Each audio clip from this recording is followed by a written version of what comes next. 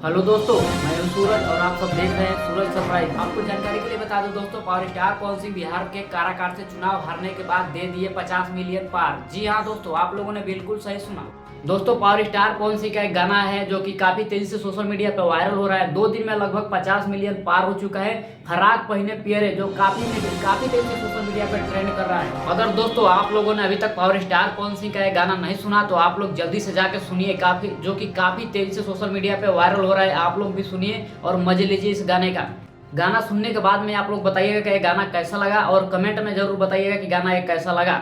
दोस्तों, power star Pawan Singh Bihar के काराकाट में चुनाव हारने के बाद काफी शोक नजर आ रहे थे, लेकिन अभी फिलहाल 2 दिन पहले उन्होंने एक गाना दिया जो कि काफी तेजी से ट्रेंड कर रहा है। तो पावर स्टार पवन सिंह फिर बोल रहे थे कि मैं दर्शकों से मिलने काराकाट आ रहा हूं, तो आप लोग भी आइएगा काराकाट और काराकाट आकर के पावर स्टार पवन सिंह को बहुत सारा प्यार दीजिएगा। तो दोस्तों, आप लोगों को ये जानकारी कैसा लगा वीडियो में हमें कमेंट करके जरूर बताना और मिलते हैं किसी एक नए वीडियो में दोस्तों। तब तक के लिए जय हिंद, जय भारत।